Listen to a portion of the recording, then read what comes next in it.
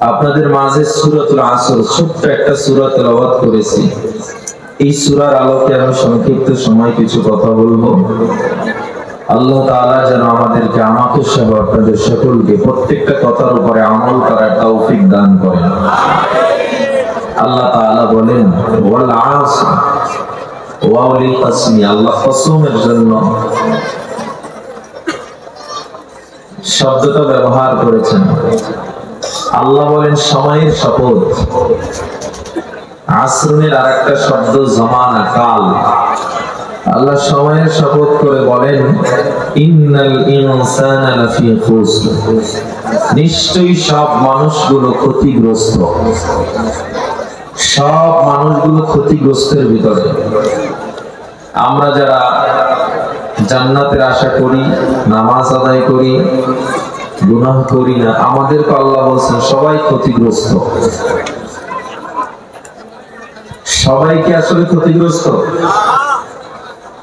তাফসীরে মাযহারি কাজী সানাউল্লাহ পানিপতি রাহমাতুল্লাহ আলাইহি বলেন, আল্লাহ যাকে ক্ষতিগ্রস্ত বলেছেন সে কখনো জান্নাতি নয়। মূলত আল্লাহ বলেছেন সব মানুষ জাহান্নামী, ইল্লা, তবে সব মানুষগুলো জাহান্নামে যাবে না, কিছু মানুষ জান্নাতে যাবে। এই জান্নাতে কারা কারা যাবে? সূরাতুল আসরে আল্লাহ তাআলা এই মানুষগুলোর চারটি গুণ বর্ণনা করেছেন। আমরা সূরাতুল আসর পারি, কে কে হাত উঠান তো? মাশাআল্লাহ। সূরাতুল আসরের ব্যাপারে আল্লামা ইবনে মাসউদ রাদিয়াল্লাহু তাআলা বলেন, ইবনে মাসউদ রাদিয়াল্লাহু তাআলা বলেন, সাহাবায়ে কেরাম যখন একে অপরের মুখোমুখি হতেন সূরাতুল আসর তেলাওয়াত করে শোনাতেন। সাহাবায়ে কেরাম একদিন নবীকে প্রশ্ন করেন, নবী, কিয়ামতের ময়দানে সবচেয়ে উজ্জ্বল নুরানি চেহারা কার হবে? আল্লাহর নবীজি বলেন, কিয়ামতের ময়দানে সবচেয়ে উজ্জ্বল নুরানি চেহারা তারই হবে যিনি বেশি বেশি সূরা আসর তেলাওয়াত করে এবং নফল নামাজে সূরা আসর পড়ে। ওয়াল আসর ইন্নাল ইনসানা লাফি খুসর। আল্লাহ বলেন সময়ের শপথ, ইন্নাল ইনসানা লাফি খুসর, সময়ের শপথ, নিশ্চয়ই সব মানুষগুলো ক্ষতিগ্রস্ত, সব মানুষগুলো জাহান্নামী, ইল্লা, তবে সবাই জাহান্নামী না। কারা জান্নাতে যাবে? আল্লাহ বলে চার গুণওয়ালা মানুষ জান্নাতে যাবে। সবাই জোরে জবাব দেন, হাত উঠে, কয় গুণওয়ালা মানুষ জান্নাতে যাবে? এই চার গুণ আমরা আজকে মুখস্থ করবো ইনশাআল্লাহ। এক নম্বরের গুণ আমরা একটু পরীক্ষা করে দেখবো আমাদের মধ্যে কোন কোন গুণগুলো আমার আল্লাহ আমাদের মধ্যে রেখেছেন, কোন কোনগুলো আমাদের মধ্যে নাই। চলেন পরীক্ষা করে দেখি। আল্লাহ তাআলা বলেন, ইল্লাল্লাযীনা আমানু ওয়া আমিলুস সালিহাত।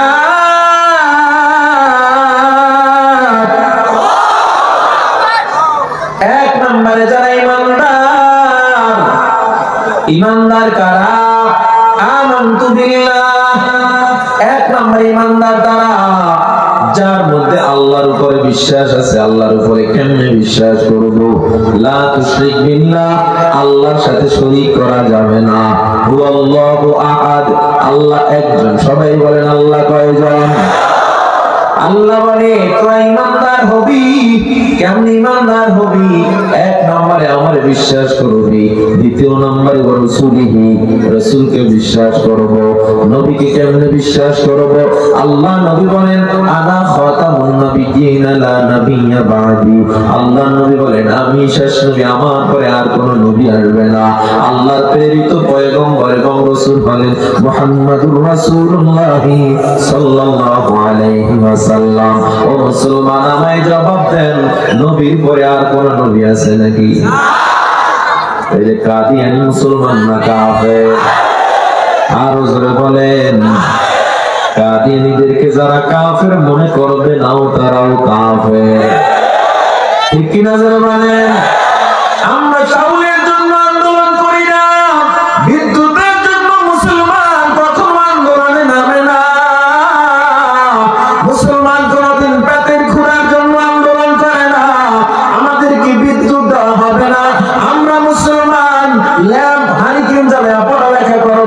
প্রতিবাদ করব না, রাস্তায় নেমে মিছিল করব না।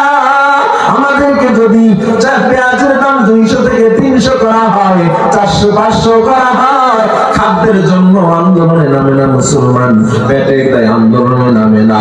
আমাদেরকে যদি বাসস্থান দেওয়া না হয়, গাছের তলায় জীবন কাটা দিব গো, তবে আমার কলিজার টুকরা নবীর খতমে নবুয়তের উপরে যদি আক্রমণ করা হয়, আমার আল্লাহকে নিয়ে যদি কটূক্তি করা হয়, এই মুসলমানের পেটে ক্ষুধা থাকুক আর না থাকুক, আল্লাহর রাসূলের কটূক্তি খতমে নবুয়তের উপরে কাদিয়ানীর মতো সম্প্রদায়ের কোন আঘাত মুসলমান সহ্য করবে না।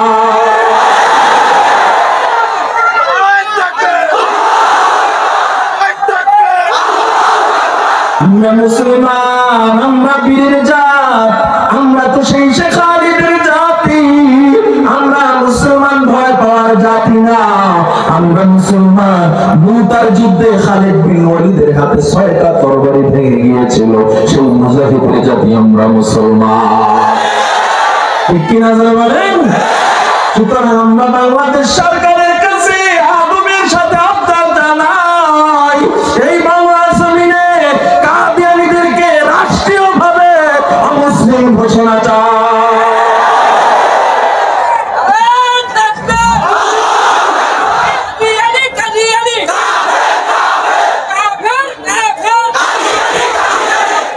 মুসলমান ইমানদার, আল্লাহ বলে ইমানদার হবা, শুধু শুধু মনে মুখে মুখে দাবি করো না আমি রাসূলকে ভালোবাসলাম, নবীকে ভালোবাসলাম, কিন্তু কাদিয়ানীরা দাবি করলো সেও নবী। আমরা মুসলমান যদি আমরা নবীরে বিশ্বাস করতাম, কাদিয়ানীকে নবী বলার পরেও আমরা চুপ থাকতে পারতাম না। ঠিক কিনা? আমরা তো গরু খাওয়া মুসলমান, ঠিক না? আর একটা পার্থক্য আছে, বাপ মা খতনা করাইছে, এটা একটা পার্থক্য আছে। ইহুদি খ্রিস্টানের গালে দাড়ি নাই, মুসলমানের গালে দাড়ি নাই। ইহুদি খ্রিস্টান না আজান শুনে মসজিদে যায় না, আমার মুসলমান ভাই আজান শুনে মসজিদে যায় না। ঠিক কিনা বলেন? ইহুদি খ্রিস্টানরা বেঈমান বেদিনরা, যার মোবাইলে ল্যাংটা নাচ, ব্লু ফিল্ম, হলিউড দিয়া ভরা, মুসলমানের সন্তানের মোবাইলটাও হলিউড ল্যাংটা নাচ দিয়া ভরা রাখছে। ঠিক আপনার আসতে কইলো ঠিক, জোরে কইলো ঠিক। যদি ঠিক কন জোরে বলেন, ঠিক না ভুল? যেই যুবকটারে কোনোদিন দেখি নাই ফজরের সময় মসজিদে গেছে, সেও তার প্রিয় দলের খেলা দেখার জন্য বিশ্বকাপের সময় রাস্তায় মিছিল দিচ্ছে আর খেলা দেখছে। ঠিক কিনা? যারা ঠিক করাও দেখছে, ঠিক না? অথচ নবীর জন্য যদি এতটুকু মহাব্বত থাকতো, তার প্রিয় খেলোয়াড়ের জন্য যে পরিমাণ মহাব্বত, আল্লাহর জন্য যদি এতটুকু করতো, আমার মনে হয় তার আল্লাহকে নবীকে পেয়ে যেত। তাই ইমানদার হতে হবে। 4 নম্বর, 1 নম্বর গুনাল্লাযিনা আমানু, যারা ইমানদার কারা? 1 নম্বরে কাকে বিশ্বাস করলাম? 2 নম্বরে নবীকে বিশ্বাস করলাম। ওয়া কুতুবিহি, আমরা কিতাবকে বিশ্বাস করলাম। তাওরাত, জবুর, ইনজিল, কোরআন সহ আরো 108 খানা সহিফা কিতাবের উপর আমরা ঈমান আনলাম। আসেননি? এরপরে আসেন ওয়াল কদরি, তাকদীর, ভাগ্যের উপরে বিশ্বাস আনতে হবে।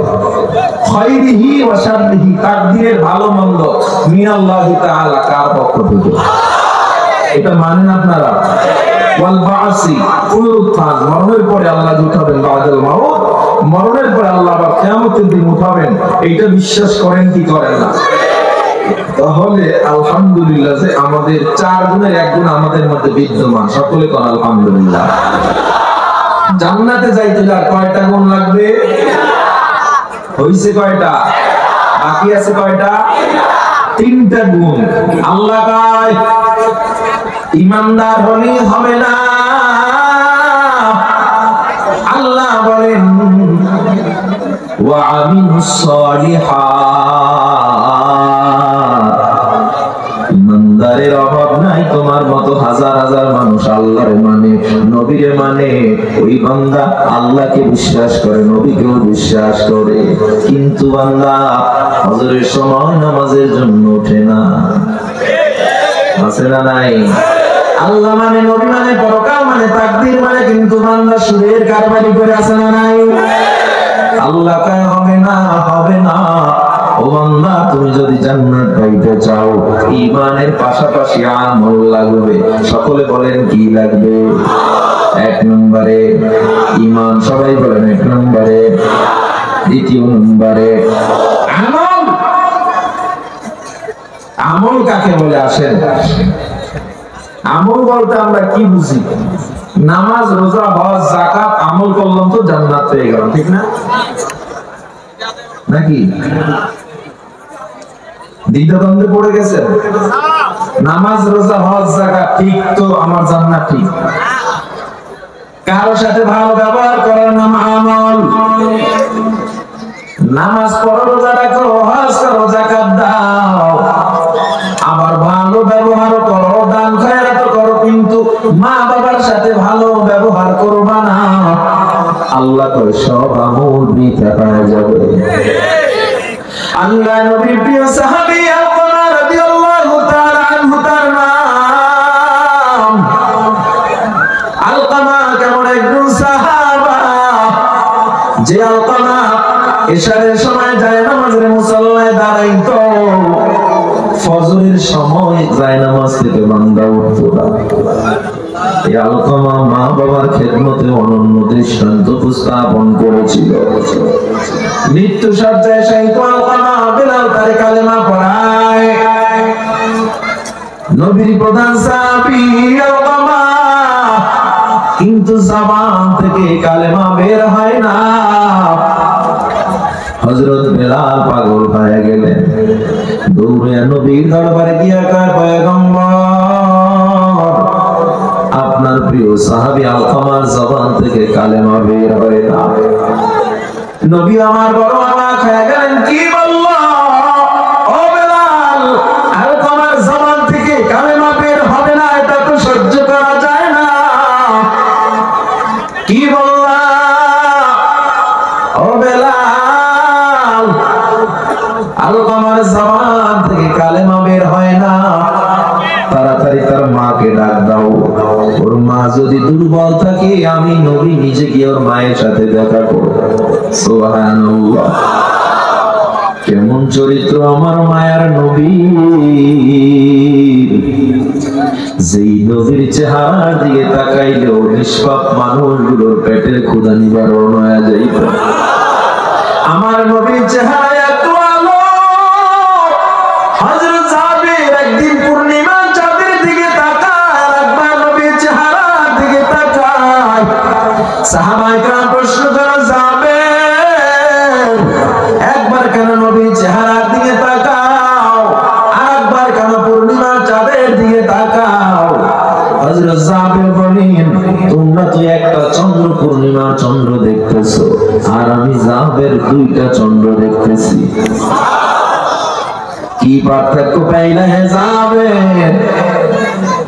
হযরত জাবের বলেন, ফি কমারিস সামাই নুক্তা, আসমানের চাঁদের গায়ে দাগ দেখা যায়, আমার নবীর গায়ে দাগ দেখা যায় না। আল্লাহু আকবার বলেন, আল্লাহু আকবার। আসমানের চাঁদের গায়ে দাগ দেখা যায়, নবীর গায়ে দাগ দেখা যায় না। সাইয়্যিদুল কাউনাইন খাতামুল মুরসালিন, আখিরা মদবুত ফখরুল আউয়ালিন, শুধু জুদাস রহমাতাল লিল আলামিন, মসজিদে উশুদ হামারো এ জমিন, তুকো যা সুন্নতে আহমদ কো জানা, বা মুহাম্মদ কে বুয়াদ নিসবত করা। এমন মায়ার নবী আমার, এই মায়ার নবী নিজের চরিত্রটা কেমন? ওই আলকামার মা যদি না আসতে পারে, আমি নবী নিজে যাবো। হযরত বেলাল আলকামার মায়ের কাছে গিয়ে কয়, মা গো,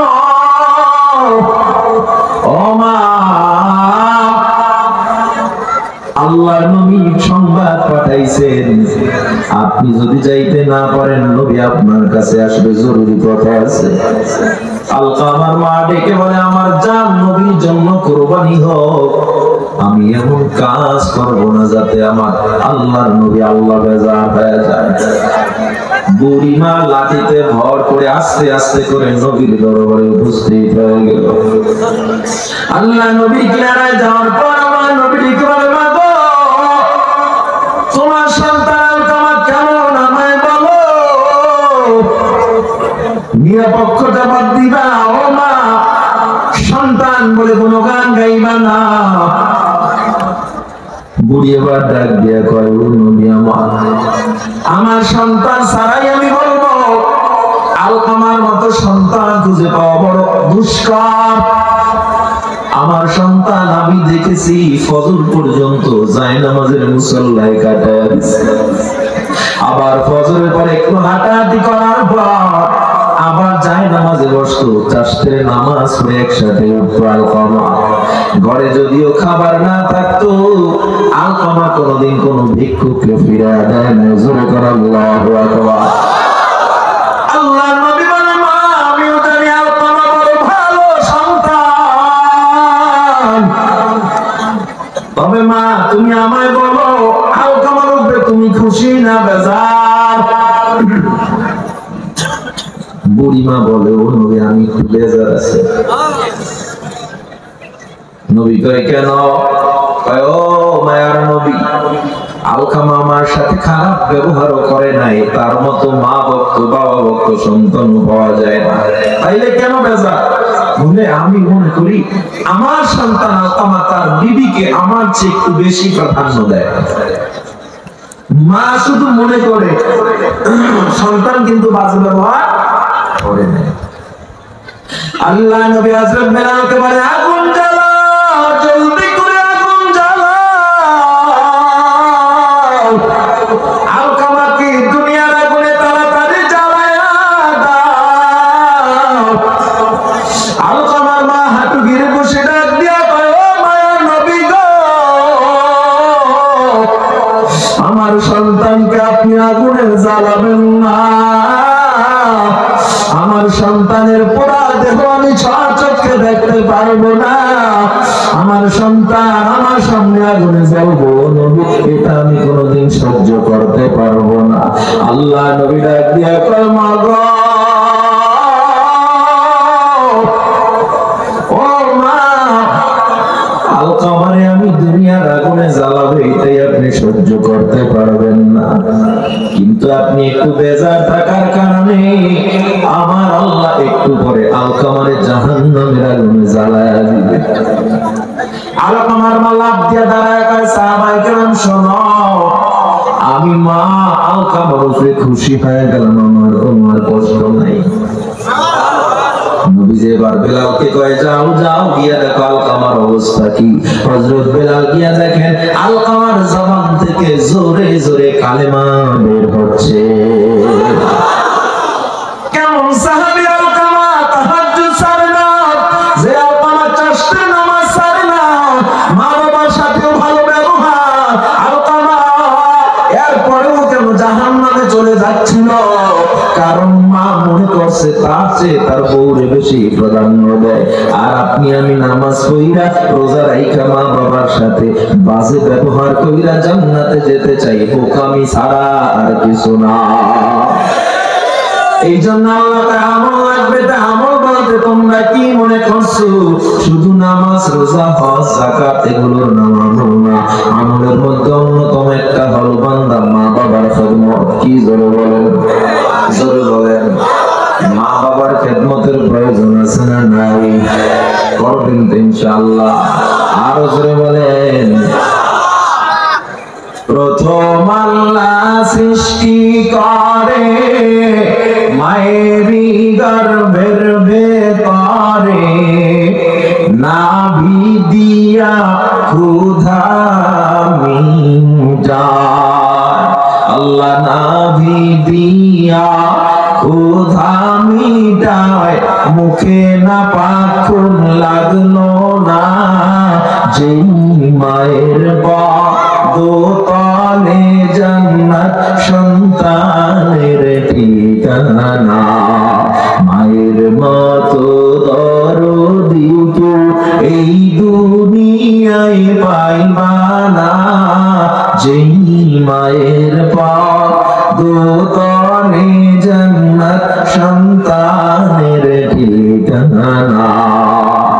আসলা মানুষ দুনিয়াতে লাথি দিয়ে মায়ের কলিজাতে, তারপরেও মা কত খুশি, তারপরেও মা কত খুশি। সন্তান বিনে কিছু বুঝে না, যেই মায়ের পাক দোতলে জান্নাত সন্তানের ঠিকানা। আল্লাহ তাআলা বলেন, ওয়া ক্বাদা রাব্বুকা আল্লা তা'বুদু ইল্লা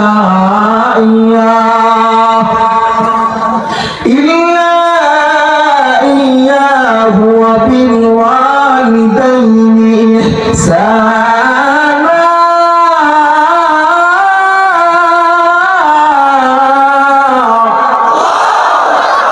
ইম্মা ইয়াবলুগান্না ইনদাকাল কিবারা আহাদুহুমা আও কিলাহুমা ফালা তাকুল লাহুমা উফফিন ওয়ালা তানহারহুমা ওয়া কুল লাহুমা কওলান কারীমা।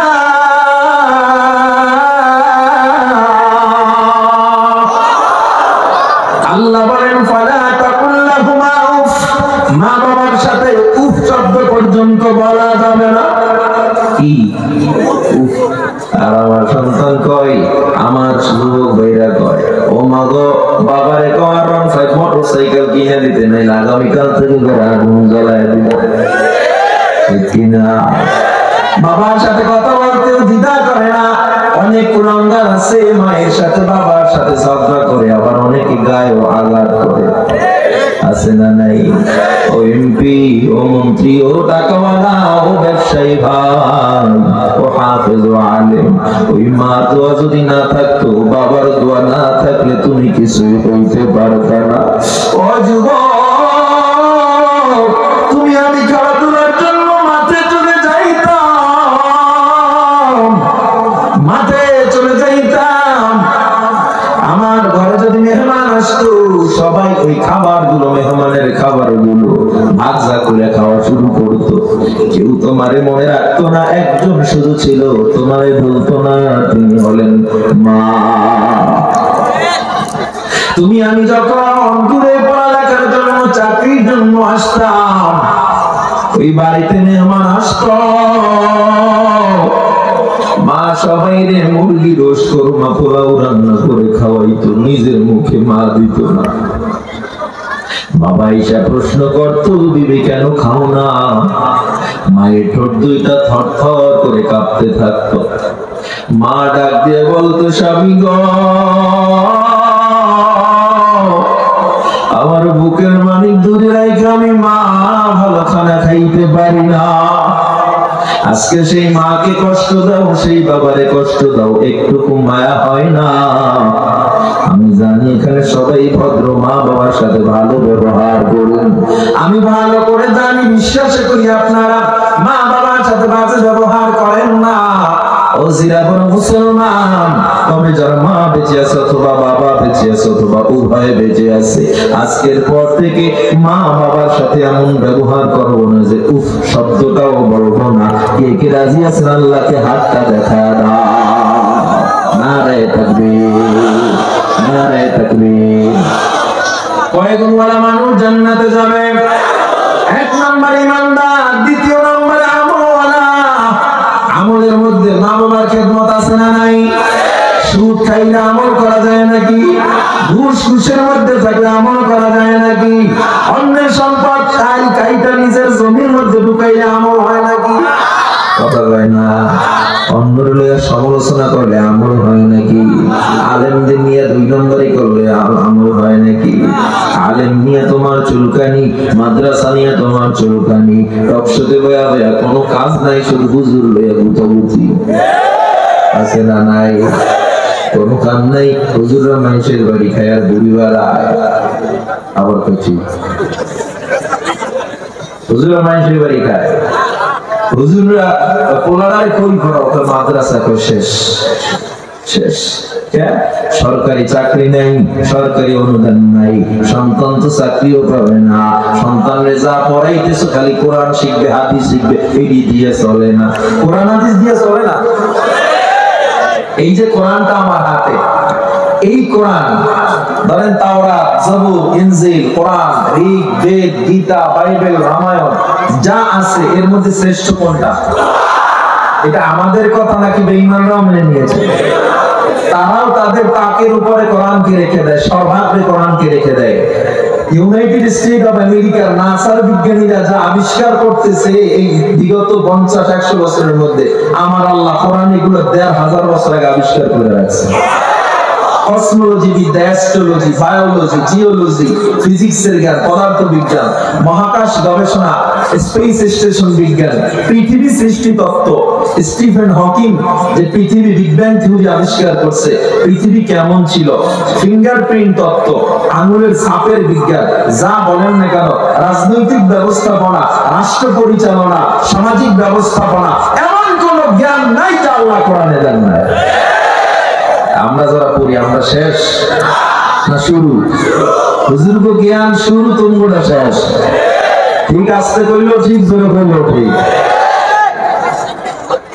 নিজের তো উচিত ছিল কোরআনের শিক্ষা আলোকিত হওয়া, আপনি পারেন না, এটা আপনার ব্যর্থতা। আপনি যখন বিদেশে চলবেন, আপনার গালে দাড়ি, মাথায় টুপি, গায়ে লম্বা জামা, এটা যদি দেখে একজন খ্রিস্টানও যদি দেখে, সে কি বলবে? এটা কে? কি এটা, মুসলমান না হিন্দু? তাইলে মুসলমানের ইউনিফর্ম নবীর সুন্নাত, এটা প্রমাণিত।